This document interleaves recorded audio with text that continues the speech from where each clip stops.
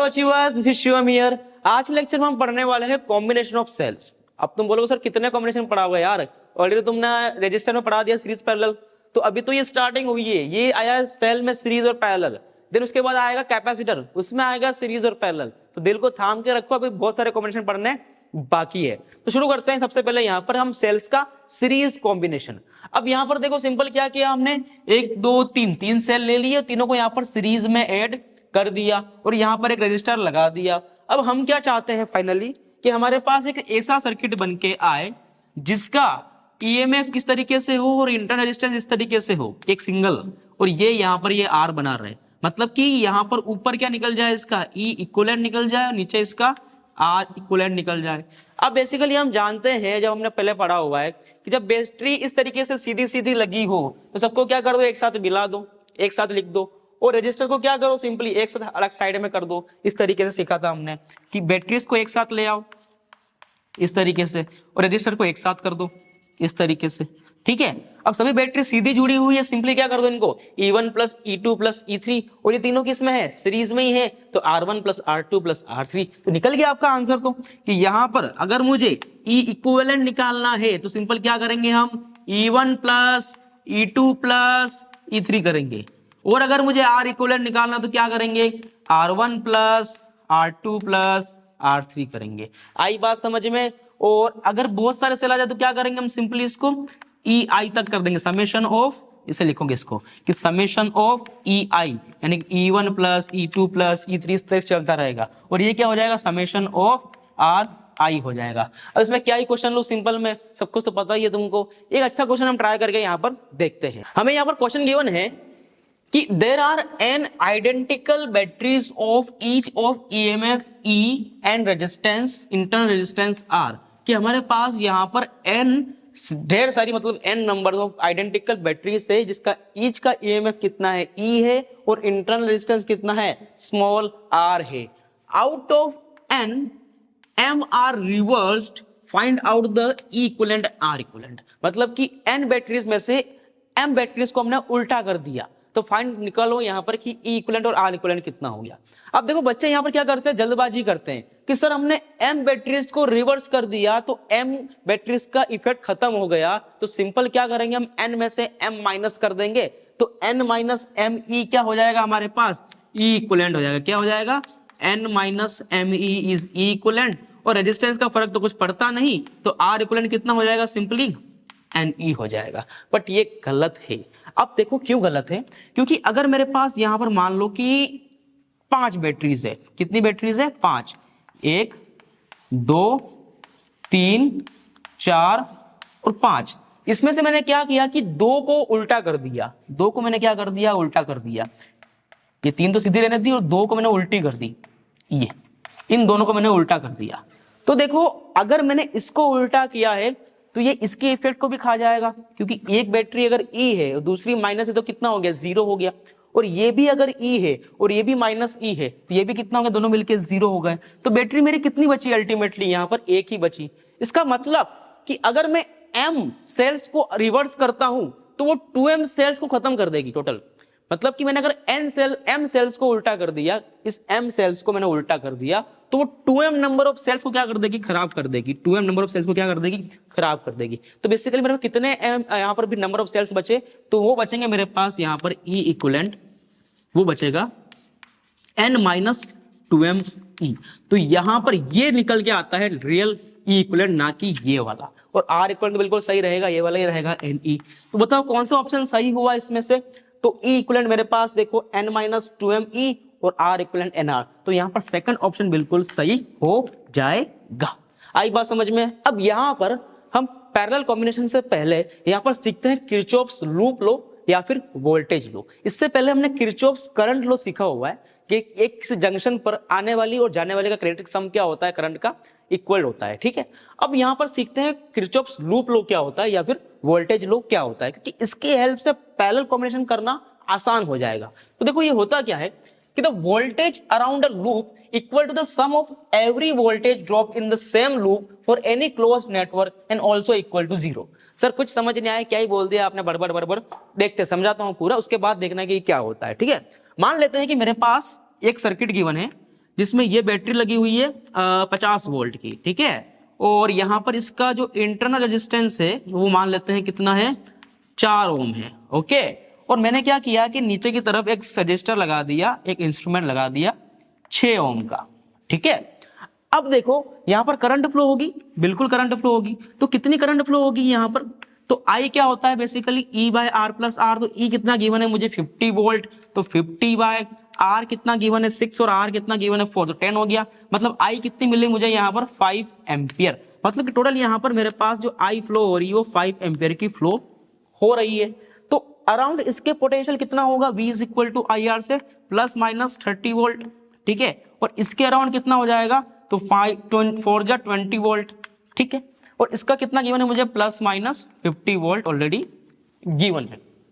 अब मैं क्या कर रहा हूं कि मैंने यहां पर एक पॉइंट अज्यूम किया, this is the point A, ठीक है। मैं इस पॉइंट से यहां पर सर्किट में घूमूंगा और फिर से इसी पॉइंट पर आ जाऊंगा। मतलब हमने जो सीखा है ना पार्ट ऑफ द सर्किट को लगाना, वो पार्ट ऑफ द सर्किट को हमें सिंपली इस पॉइंट के लिए अप्लाई करना है और घूम के फिर से यहीं पर आ जाना है। तो देखो अगर मैं यहां से स्टार्ट करता हूं तो मैं क्या लिखूंगा, सबसे पहले यहां पर पोटेंशियल ऑफ ए लिखूंगा। देन यहां पर हम घटे तो -30 लिखूंगा। उसके बाद फिर से मैं जाऊंगा यहां पर, तो प्लस माइनस घटे तो -20 लिखूंगा। और उसके बाद फिर से मैं क्या आया, यहां पर आया +50 पर, तो यहां पर क्या लिखूंगा मैं, +50 लिखूंगा। और सामने क्या लिखता हूं मैं यहां पर, फिर से अगर यहां आऊंगा तो VA लिखूंगा, दिस इज VA। तो देखो VA से VA यहां पर कट गया। तो देखो इसका नेट सम किसके इक्वल आ रहा है फाइनली, 30 माइनस का -20 प्लस 50, ये सब कुछ किसके इक्वल है, 0 के इक्वल आ रहा है। यही ये लूप लो था कि अगर मैं एक सर्किट में पूरी तरीके से एक लूप लगाता हूं, घूमता हूं, तो वहां पर सभी सम जो होता है पोटेंशियल्स का वो फाइनली किसके इक्वल होता है, 0 के इक्वल होता है। अब पढ़ो इस लाइन को कि the voltage around loop equal to the sum of every voltage drop, sum of every voltage drop in the same loop for any closed network and also equal to 0। सम तो होता ही है, पहले किसके इक्वल होता है, सम सारा का सारा 0 के इक्वल होता है। आई बात समझ में। और it is based on energy conservation. जैसे कि वो वाला जो पहले वाला किरचॉफ्स करंट लॉ था वो बेस्ड होता था चार्ज कंजर्वेशन पर, उस तरीके से यहां पर ये किस पर बेस्ड होता है, एनर्जी कंजर्वेशन पर, कि चार्ज हमारा यहां से उठा और फाइनली घूम के यहीं पर आ गया। हम जानते हैं कि हमारी इलेक्ट्रिक फील्ड जो होती है कंजर्वेटिव फील्ड होती है, तो फाइनली अगर चार्ज यहां से घूम के पहले वाली पोजीशन पर ही आ गया तो नेट वर्क डन कितना हो गया, 0 हो गया। मतलब कोई लॉस नहीं हुआ इस चार्ज का, जिसको क्या बोलते हैं, बेस्ड ऑन एनर्जी कंजर्वेशन। अब एग्जाम में कैसे बनाना है इसको, तो एग्जाम के लिए क्या करो, सिंपल कि ऐसा मान लो कि एक सर्किट गिवन है तुम्हें बैटरी वाला, ये बैटरी गिवन है, ये इसका इंटर डिस्टेंस गिवन है, एक और बैटरी यहाँ पर, एक और मान लो ऐसे मान लेते हैं, ये यहाँ पर ये गिवन है, एक और यहाँ मान लो ये ऐसे गिवन है, ठीक है। और मान लो कि इसमें टोटल करंट I फ्लो हो रही है, it is flowing current I, ऐसे मान लेते हैं कि इसमें इस तरीके से I करंट फ्लो हो रही है। मान लो कि ये E1 है, ये R1 है, ये E2 है,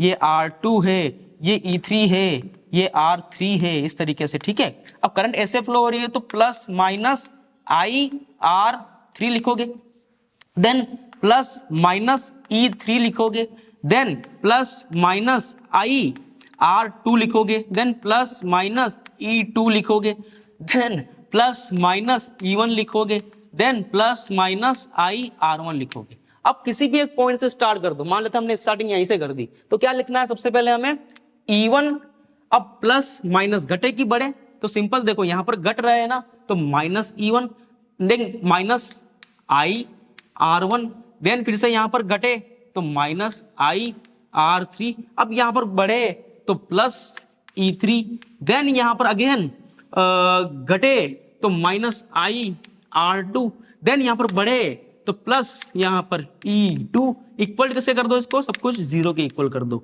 तो ये यहां पर हमने क्या लगा दिया, हमने वोल्टेज लूप लॉ लगा दिया। तो इस तरीके से आपको इस लॉ को यूज करना है, किसमें, पैरेलल कॉम्बिनेशन में। कैसे करना है वो मैं यहां पर करके देखते हैं। नेक्स्ट हम यहां पर देखते हैं इसका पैरेलल कॉम्बिनेशन। यहां पर हमें 2 सेल गिवन है, E1 R1 E2 R2, यहां रजिस्टर गिवन है। हमने फिलहाल यहां पर 2 सेल लिए, यहां पर बहुत सारे हो सकते हैं, E3 R3 E4 R4, ठीक है। तो अब यहां पर देखो हमें बेसिकली करना क्या है कि हमें ऐसा एक सर्किट बनाना है जिसके अंदर सिर्फ और सिर्फ एक बैटरी हो इस तरीके से, और एक रजिस्टर हो इस तरीके से R equivalent and E equivalent, ठीक है। और यहाँ पर क्या लगा हो, सिंपल कैपिटल आर लगा हो, ये हमारा यहाँ पर मोटो रहेगा, ठीक है। तो अगर मैं यहाँ पर करंट निकालता हूं अभी फिलहाल, तो आई कितना निकलेगा, E equivalent by R plus R equivalent. देखो अगर मैं इस फॉर्मेट में चलता हूं तो मेरे पास ई इक्वलेंट भी आ जाएगा और आर इक्वलेंट भी आ जाएगा। तो अगर मैं उस बड़े वाले सर्किट में भी आई निकाल दूं और वहां से अगर मैं इस फॉर्मेट में ले आऊं तो मेरे पास क्या मिल जाएगा, मुझे ई इक्वलेंट और आर इक्वलेंट मिल जाएगा। तो ये हमारा यहाँ पर मेन फोकस रहने वाला है। अब देखो यहाँ पर वोल्टेज लो को कैसे यूज करना है। तो सबसे पहले मान लेता हूं कि मैं इस वाले सर्किट के ऊपर वोल्टेज लो लगा रहा हूं, इस वाले सर्किट के ऊपर वाले लूप में, ठीक है। तो यहां देखो प्लस के माइनस, तो माइनस ये और प्लस यहां पर इवन हो गया। अब करंट ऐसे फ्लो हो रही है तो यहां पर ये प्लस ये माइनस। तो अब एक और चीज ध्यान दो कि यहां पर नेट करंट कितनी है, आई है। तो ऊपर कुछ करंट गई होगी, नीचे कुछ अलग करंट गई होगी। तो मान लेते हैं कि ऊपर जो करंट गई वो गई हमारे पास I1 और यहां कितनी गई I2, ठीक है। तो यहां पर नेट करंट कितनी हो जाएगी, वोल्टेज कितना हो जाएगा, I1 इंटू R1। उस तरीके से यहां पर भी माइनस और प्लस, और यहां पर करंट ऐसे फ्लो हो रही है फिर से, तो यहां I2 गई तो plus minus I2 and R2, ठीक है। तो अभी हम लगा रहे हैं इसके लिए लूप लो। तो स्टार्टिंग कर देते सबसे पहले यहां से बैटरी से, तो माइनस से प्लस की तरफ बढ़े तो प्लस कितना हो जाएगा यहां पर E1। उसके बाद प्लस माइनस तो घटे तो माइनस अगेन यहां पर I1 and R1 and again यहां पर घूम के आएंगे तो प्लस माइनस IR तो घटे फिर से तो माइनस ऑफ IR, और सामने कितना हो जाएगा, ये 0 के इक्वल हो जाएगा जो हमने सीखा हुआ है। अब फिर से इसमें लगाते हैं अब लूप लो यही वाला। तो स्टार्टिंग करो यहां से, तो माइनस से प्लस कितना हुआ, प्लस E2, तो दिस इज प्लस E2, और माइनस से माइनस तो घटे तो minus I2 and R2 and again यहां पर माइनस में IR, तो दिस इज माइनस में IR इक्वल टू 0। और यहां पर अगर तीसरा से ला जाए तो E3 minus I3 R3 equal minus IR equal to 0, और ये यहां पर कंटिन्यूअस सिस्टम चलता जाएगा। आई बात समझे, मतलब कि n सेल्स के लिए मान लो तो भी इस तरह से चलता जाएगा सिस्टम ये वाला। अब मैं क्या कर रहा हूं, यहां पर ध्यान दो, मैं क्या कर रहा हूं कि यहां पर E1 को अलग कर रहा हूं, कि मैंने E1 को अलग किया इस तरीके से, E1 इक्वल टू मैंने कर दिया I1 R1 प्लस IR, ठीक है। तो E2 कितना हो जाएगा यहां से, I2 R2 प्लस IR। अब यहां पर इस तरीके से सिस्टम चलता जाएगा ये वाला। अब फिर से मैं क्या कर रहा हूं यहां पर कि मैं यहां पर I1 को अलग कर रहा हूं, I1 को अकेला बना रहा हूं। तो देखो मैं R1 को क्या करूंगा, इन दोनों के नीचे भेज दूंगा, है ना। तो मैंने क्या किया कि I1 को अकेला बनाने के लिए E1 by R1 equal to I1 plus IR by R1। आई बात समझ में। फिर से क्या कर रहा हूं उसके लिए भी E2 के लिए, तो E2 by R2 equal to I2 plus IR by I2। इस तरीके से सिस्टम चलता रहेगा चलता रहेगा चलता रहेगा। अब मैंने क्या किया, याद ध्यान दो कि इन सबको ऐड कर दिया टर्म्स को। तो यहां पर क्या बनेगा, E1 by R1 plus E2 by R2 plus E3 by R3, मतलब कि कहीं ना कहीं summation of EI by RI बनने का चांस बन रहा है ना, बन रहा है ना। उस तरीके से यहां पर अगर मैं I1 plus I2 plus I3 plus I4 plus I5 करता हूं तो मुझे क्या मिलेगा, फाइनली यहां पर नेट करंट I मिल जाएगी। तो मैं यहां पर क्या लिख सकता हूं, ओनली I लिख सकता हूं प्लस। आई बात समझ में। अब यहां देखो, यहां पूरे में IR कॉमन है, तो IR मैंने बाहर कॉमन निकाल दिया, तो मेरे पास क्या बचा अंदर की तरफ, summation of 1 by R1 plus 1 by R2 plus 1 by R3। तो इसको मैं क्या लिख सकता हूं, simply summation of 1 by RI। यहां तक आपका काम हो जाए ना, उसके बाद तो काम आसान है। देखो कैसे, अब मैं क्या करता हूं, देखो यहां पर बहुत सारे बॉक्स बन गए यहां पर, है ना। यहां पर क्या करना है, देखो अब सुनो, यहां पर और यहां पर I कॉमन है तो बाहर निकाल दो। क्या बोला कि यहां पर तो समेशन क्या बचा, EI माइनस RI, सामने कौन है, I कॉमन निकाल दिया। अब I कॉमन निकाला तो क्या बचा अंदर की तरफ में, अंदर बचता है 1 plus R summation of 1 by RI, है ना। अब I को अकेला, देखो हमें इस टर्म में जाना है ना, तो क्या करो यहां से I को अकेला बना दो, तो इसको नीचे भेज दो। तो I इक्वल टू कितना मिला मुझे यहां से, summation of EI by RI tough नहीं है, थोड़ा सा ध्यान दो, आसान लगेगा। तो E I by R I divide by में 1 plus R into summation of 1 by are I. अब यहां पर ध्यान दो कि हमें यहां पर आर भी अकेला चाहिए, मतलब इसको अंदर से क्या कर दो, कॉमन निकाल दो। आई बात समझ में? अब कॉमन निकाल के ऊपर भेज दो इसको। तो इस तरीके से क्या बनेगा फाइनली ये कि अगर मैं एक काम करते हैं ना, कॉमन निकलना अच्छा है, सबको one summation of 1 by are I से मल्टीप्लाई, दोनों तरफ मल्टीप्लाई करा देते हैं ऊपर नीचे, ठीक है। तो सिंपल देखो क्या बन के आता है, summation of E I by are I. अब क्या कर रहे हैं, इसको कॉमन निकालोगे बाहर तो क्या निकल के आएगा, ये summation of 1 by are I divide by क्या बन जाएगा, पूरा का पूरा ध्यान देना। अब अंदर बचता क्या है, यहां पर 1 by summation of 1 by are आई, और प्लस क्या बचेगा, ओनली यहां पर ये वाला आर बच जाएगा। आई बात समझ में? हमने क्या किया कि हमने summation of 1 by are i को कॉमन निकाल दिया। अब जब टर्म बाहर आएगा तो हमने इसके नीचे इसको भेज दिया, और यहां पर 1 था तो हमें क्या करना पड़ेगा, इसको 1 बाय आर आई से डिवाइड भी कराना पड़ेगा, 1 बाय आर आई से डिवाइड कराना पड़ेगा। तो फाइनली क्या बच गया हमारे पास, यहाँ पर ओनली सिंगल आर बच गया। अब हम क्या करेंगे, इसको और इसको कंपेयर करके देखेंगे तो हमारा आंसर दिखता हुआ नजर यहाँ पर आ जाएगा। तो देखो यहाँ पर ई इक्विवेलेंट क्या है, बेसिकली ये रहा पूरा का पूरा ई इक्विवेलेंट। आर इक्विवेलेंट क्या है, तो ये रहा पूरा का पूरा आर इक्विवेलेंट, क्योंकि आर देखो यहाँ पर कैपिटल आर अलग बच चुका है। तो मेरे पास यहाँ पर मैं बोलूं कि मेरे पास ई इक्विवेलेंट कितना आएगा, तो दिस इज ई इक्विवेलेंट। कितना इक्वल हो गया ये वाला, कि summation of E I by are I divide by में summation of 1 by are I, ठीक है। और अगर मुझे बोले कि यहां पर आर इक्विवेलेंट कितना है, तो सिंपल क्या हो जाएगा, 1 by summation of r, sorry small r equivalent, इस तरीके से इसको लिखना है, r i, sorry 1 by are आई। तो यहां से दोनों आंसर हमारे निकल के आ गए। इसको आपको अच्छे से रट के रखना है कि ये होता है summation of A I by R I divide by में समेशन ऑफ 1 बाय आर आई, और ये होता है only 1 by summation of 1 by are आई। तो ये दोनों फॉर्मूला आपको अच्छे से याद रखने हैं। देखिए कि क्वेश्चन लिख के देखते हैं, जिससे कि आपको आसान लगने लगेगा कैसे इस फॉर्मूले को अप्लाई करना है। यहाँ पर हमें क्वेश्चन गिवन है सिंपल सा बिल्कुल, इसका हमें क्या करना है, ई इक्विवेलेंट निकालना है और आर इक्विवेलेंट निकालना है। अब हमने फॉर्मूला क्या सीखा है कि ई इक्विवेलेंट किसके इक्वल होता है, बेसिकली तो वो होता है summation of E I by are i by summation of 1 by are आई, और आर इक्वल किसके इक्वल होता है, जल्दी बोलो, तो 1 by summation of 1 by are i, यही होता है ना।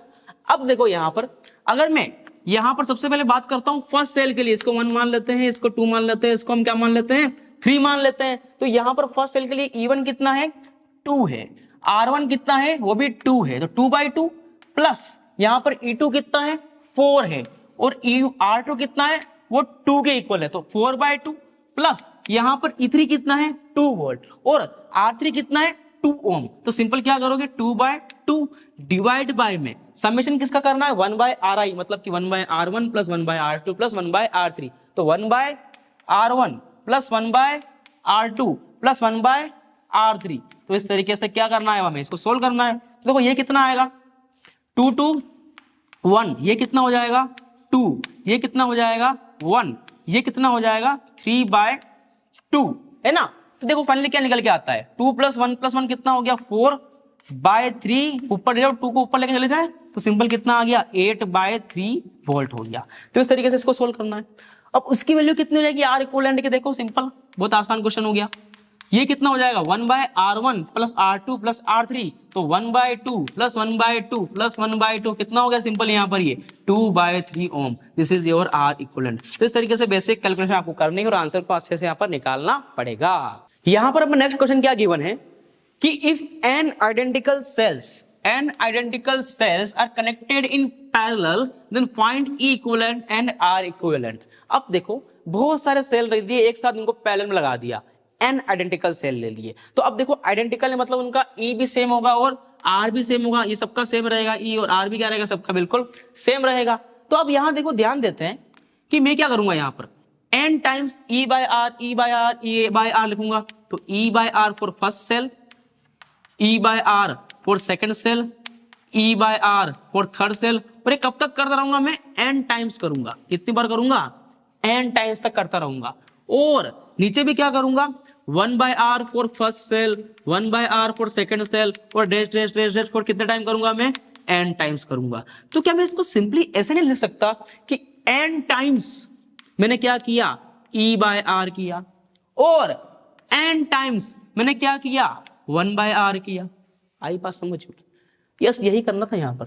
अब देखो 1 बाय आर से 1 बाय आर कट गया, n से n कट गया, तो E कितना मिला मुझे, E ही मिला। इसका मतलब अगर मैं सभी आइडेंटिकल सेल्स को पैरेलली ऐड करता हूं तो उनका पोटेंशियल एक सेल के इक्वल रहेगा, कितना, वो E के ही इक्वल रहेगा। आई बात समझ में?